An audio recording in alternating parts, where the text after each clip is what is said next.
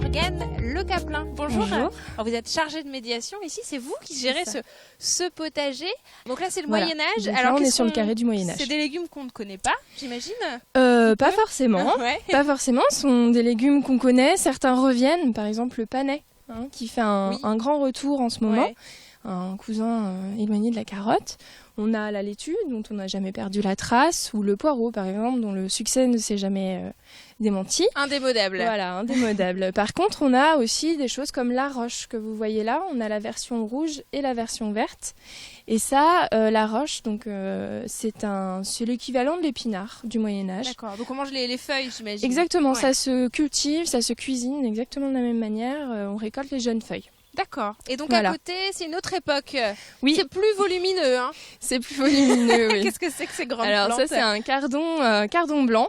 La culture du cardon, elle est quasiment oubliée en France. Il reste quand même quelques régions, notamment dans le coin de Lyon et dans le coin de la Haute-Savoie. D'accord. A priori, en Haute-Savoie, c'est même le légume de Noël.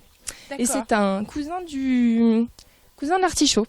Voilà. D'accord, donc on mange... C'est la carde en fait qu'on va manger, c'est la tige. D'accord, Voilà. ok. On cuisine tout ça, donc... Voilà, mais normalement il faut le blanchir, il y a tout un processus à faire avant. Ouais, c'est Là bon. il n'est pas consommable en l'état. Il faut un grand jardin pour ça. De préférence, oui.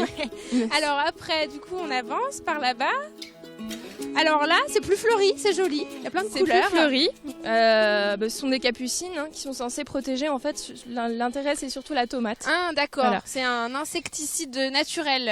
Disons qu'en fait, plutôt que de se fixer sur les tomates, les pucerons viendront plutôt sur la capucine. Et par ailleurs, la capucine, D'accord. les jeunes feuilles se mangent et les fleurs également. Bon, un bon Voilà. conseil pour les jardiniers Voilà. alors qu'ils veulent protéger leurs tomates. Tout à Donc là, fait. on est devant quelle époque?